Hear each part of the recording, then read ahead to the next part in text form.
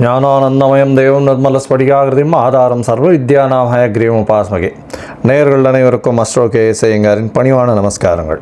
Astro TV நேயர்களுக்கு astro KS ஐயங்காரின் பணிவான நமஸ்காரங்கள்.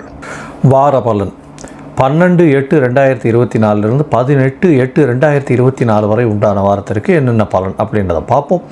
அதற்கு முன்னாடி இந்த வாரத்தினுடைய கோல்சாரம் என்ன அப்படின்றத பார்ப்போம். அதற்கு பிறகு இந்த வாரத்தில் வரும் விசேஷ நாட்கள், இந்த வாரத்தில் எந்தெந்த ராசிக்காரர்களுக்கு சந்திராஷ்டிரமம் இருக்குது, இந்த 3 விஷயத்தையும் பார்க்கலாம். முதல்ல இந்த வாரத்தினுடைய கோல்சாரம் என்ன அப்படின்னு பார்க்கும்போது, காலபுருஷ தத்துவத்தின் 2வது ராசியான ரிஷப ராசியில் செவ்வாயும் குருவும் இருக்கா.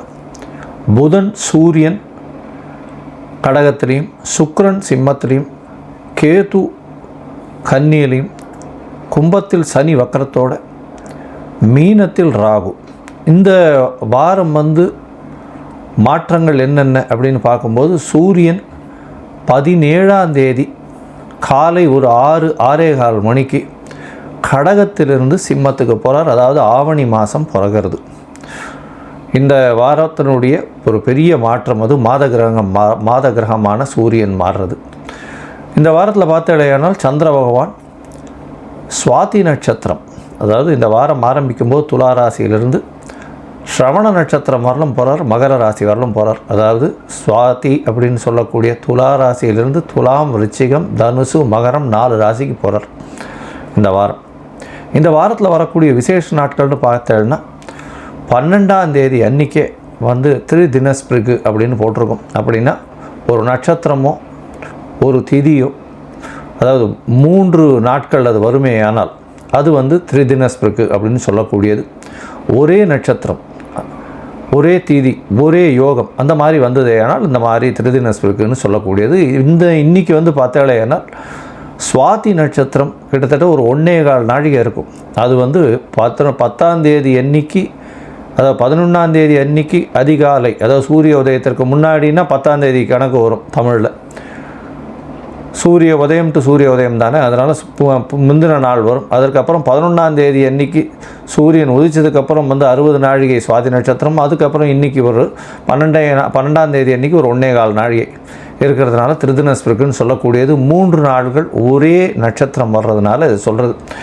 இதனால் என்ன அப்படின்னா, இது என்ன ஒரு நல்ல விஷயம் பண்ணுறதுக்கு இந்த நாட்களை தவிர்க்கிறது ரொம்பவும் நல்லது. அதாவது நல்ல விஷயம்னா வீட்டில் ஏதாவது விசேஷங்கள் கொண்டாடணும்னா அதை தவிர்க்கிறது நல்லது. சரி, இந்த வாரம் பார்த்தீங்கன்னா 15ஆம் தேதி, அதாவது 15/8/2024 அன்னைக்கு ஸ்மார்த்த ஏகாதசி. ஸ்மார்த்த ஏகாதசினா என்ன அப்படின்னு பார்த்தோம்னா, தசமி கார்த்தால் ஒரு 2 நாழிகையோ இல்லை 7 நாழிகை 10 நாழிகை வரலும் இருக்கும். அதற்கு பிறகு ஏகாதசி வரும். இது ஸ்மார்த்த ஏகாதசின்னு சொல்லக்கூடியது. வைஷ்ணவ ஏகாதசி அடுத்த நாள் வருது. வைஷ்ணவ ஏகாதசியில் என்னென்னா, பொழுது விடியும் பொழுதே ஏகாதசியில் விடியணும். அப்படி இருக்கும்போது 1 நாழிகையோ 2 நாழிகையோ இருந்தால் கூட பரவாயில்ல. ஆனால் அந்த ஏகாதசி வைஷ்ணவ ஏகாதசின்னு சொல்கிறான். அதனால் இன்றைக்கி 15ஆம் தேதி ஸ்மார்த்த ஏகாதசியாகவும் 16ஆம் தேதி வைணவ ஏகாதசியாகவும் கொண்டாடப்படுகிறது. இந்த வைணவ ஏகாதசி ஸ்மார்த்த ஏகாதசி ரெண்டுமே உபவாசம் இருப்பாள். இல்லைன்னா இந்த நொய் இல்லைன்னா உடைச்ச அரிசி வச்சு இது பண்ணி சாப்பிடுவா. உப்புமா அந்த மாதிரி சொஜ்ஜி பண்ணி சாப்பிடக்கூடியது. அதாவது உப்பு சேர்க்க மாட்டா, சொஜ்ஜி பண்ணி சாப்பிடுவா. இப்போ சகஸ்ரநாமம் சொல்கிறது, பெருமாளுக்கு ஆராதனை பண்ணுறது, இந்த மாதிரியான விஷயங்கள்லேயே அன்றைக்கி ஏகாதசி மொத்தம் இது பண்ணுவாள். இது வைணவர்களுக்கு மிகவும் ஏற்றமான விஷயமாக சொல்லக்கூடியது. இந்த வாரம் பார்த்தோன்னா 17/8/2024 அன்றைக்கி சனி பிரதோஷம். பிரதோஷ காலம்ன்றது மிகவும் முக்கியமான விஷயம். அதை தவிர இன்றைக்கி இந்த 17ஆம் தேதி சனிக்கிழமை கார்த்தால் ஒரு 6:15 மணிக்கு சூரிய பகவான் ஆவணி மாதம், அதாவது சிம்ம ராசியில் வர்றது பெரிய விசேஷம். அன்றைக்கி சனி பிரதோஷம் வேறு, அதுவும் பெரிய ஏற்றம் கொடுக்கக்கூடிய நாள். அதாவது பிரதோஷத்திற்கு வேண்டிக் கொள்ளும் எல்லா விஷயங்களும், எல்லாவித தோஷங்களும் போகக்கூடியது, எல்லாவித கஷ்டங்களும் தீர்க்கக்கூடிய நாள்னு சொல்லக்கூடியது. அதுவும் சனி பிரதோஷம் மிகவும் விசேஷமான ஒன்று. அதுவும் அதாவது சனி பிரதோஷம் சாயந்தரம் 5:45 6:15 வரலும் உண்டான அந்த தீபாராதனை பார்க்குறது சிவன் கோயிலெல்லாம் பெரிய விசேஷமாக இருக்கக்கூடிய காலகட்டமாக அமையும். மிகவும் விசேஷமான நாள். அதற்கு பிறகு 18ஆம் தேதி ஞாயிற்றுக்கிழமை பார்த்தோம்னா ஸ்ரவண நட்சத்திரம், திருவோணம், அதாவது ஸ்ரவண விரதம் வருது. அன்றைக்கி ஸ்ரவண விரதம், அதாவது உத்திராட நட்சத்திரமும் இருக்குது, ஒரு 10 நாழிகை. அதற்கு பிறகு ஸ்ரவண நட்சத்திரம் வருது. ஸ்ரவண விரதம் வேறு வருது அன்றைக்கி. அதனால் திருவோண விரதம் வந்து வைணவர்களில் ரொம்ப பிரசித்தி. அவர்கள் வந்து திருவோணத்திற்கு விரதம் இருப்பார்கள். திரு என்ற அடைமொழி கொண்ட 2 நட்சத்திரங்கள், ஒன்று திரு ஆதிரை, மற்றொன்று திரு ஓணம். இந்த 2த்துக்கு தான் வந்து ப்ரிஃபிக்ஸ் வந்து திருன்னு ஒரு உயர்ந்த நட்சத்திரமாக சொல்லக்கூடியது. அதனால் திருவோணத்திற்கு உபவாசம் இருக்கிறது பெரிய விசேஷம். பெருமாளுக்கு நல்ல ஒரு பெரிய ஏற்றம், கைங்கரியம்னு சொல்லக்கூடியது.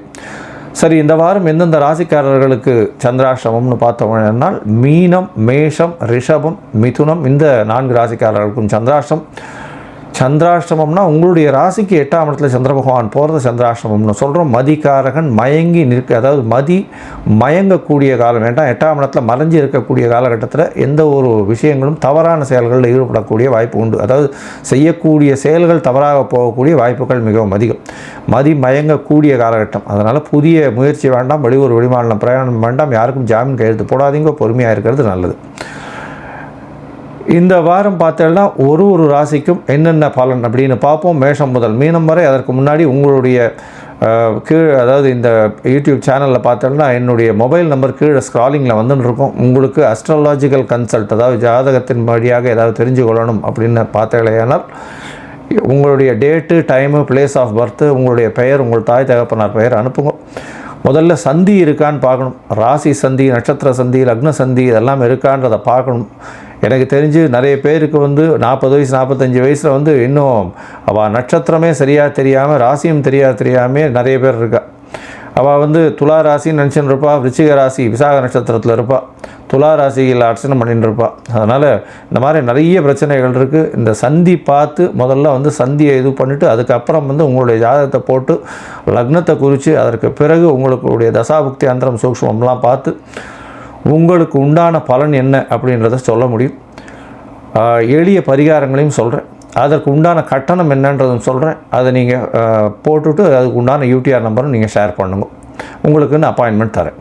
சரி, இப்போ மேஷம் முதல் மீனம் வரை 12/8/2024 18/8/2024 வரை உண்டான பலன்களை இப்போ பார்க்கலாம். கடகம், புனர்பூசம், பூசம், ஆயில்யம் இந்த 3 நட்சத்திரம் 9 பாதங்களை கொண்ட ராசியின் அதிபதினு சொல்லக்கூடியவர், அதிவேகமாக செல்லக்கூடிய சந்திர பகவான் இந்த வாரம் பார்த்தீங்கன்னா கடகராசிக்காரர்களுக்கு புதரும் சூரியனும் உங்களுடைய ராசியிலே இருக்குது. ராசிக்கு 12ஆம் அதிபதி 2ஆம் அதிபதி உங்களுடைய ராசியிலே இருக்கிறதுனால செலவுகள் கொஞ்சம் அதிகமாக இருக்கக்கூடும். செலவுகளும் சில சுப செலவுகளாக இருக்கும். பணவரவிற்கு பஞ்சம் இருக்காது. 12ஆம் இடத்துல, அதாவது 2ஆம் இடத்துல வந்து 11ஆம் அதிபதி அப்படின்னு இருக்கக்கூடியதுனால பெரிய ஏற்றம் கிடைக்கக்கூடிய காலகட்டம். இந்த வாரம் பார்த்தீங்கன்னா உங்களுடைய ராசிக்கு 2ஆம் இடத்துல சுக்கிர பகவான் இருக்கிறது குடும்பத்தில் நல்ல ஒரு ஏற்றத்தை கொடுக்கக்கூடிய காலமாக இருக்கும். உங்களுடைய ராசிக்கு 3ஆம் இடத்துல இருக்கக்கூடிய கேது பகவான் மூலியமாக சிறு சிறு தடங்கல்கள் வந்தாலும் முயற்சிகளில் நல்ல ஒரு வெற்றி கிடைக்கக்கூடிய காலகட்டமாக இருக்கும்.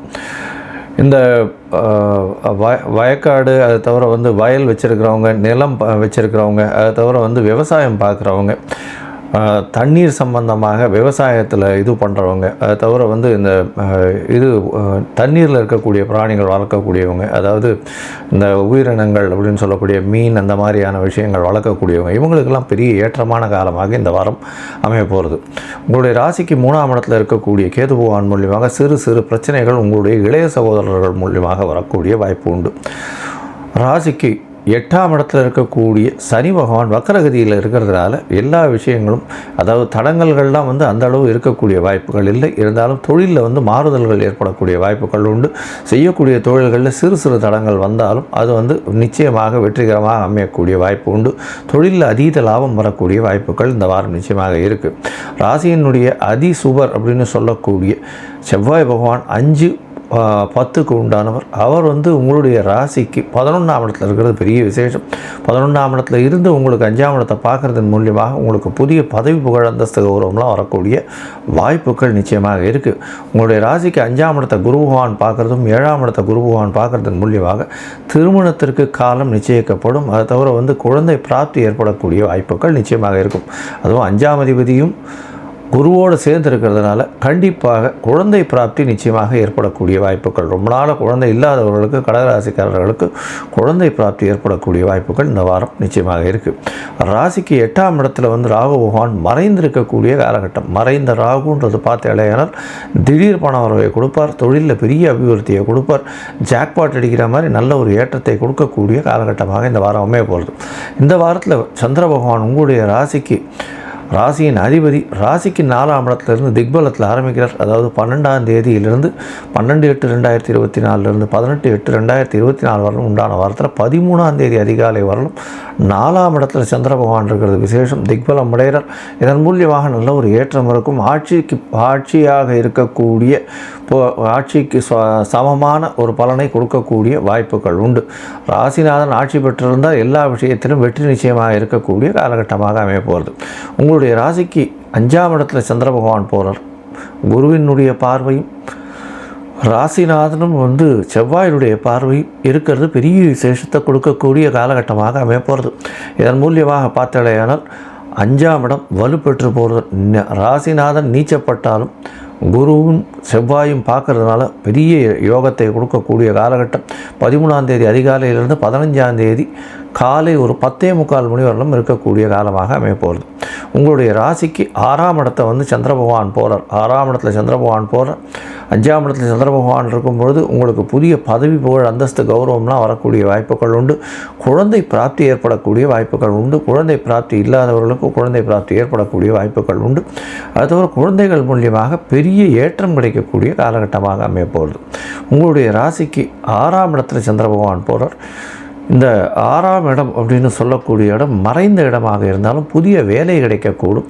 அதை தவிர வேலையில் ஒரு அபிவிருத்தி இருக்கும். அதாவது ஒரு ஏற்றம் இருக்கக்கூடிய காலகட்டமாக அமைய போகிறது. ராசிநாதனே 6ஆம் இடத்துல போய் இருக்கிறது பெரிய விசேஷம். இது 15ஆம் தேதியிலிருந்து 17ஆம் தேதி மாலை ஒரு 8:30 மணி வரலும் இருக்கக்கூடிய காலகட்டம்.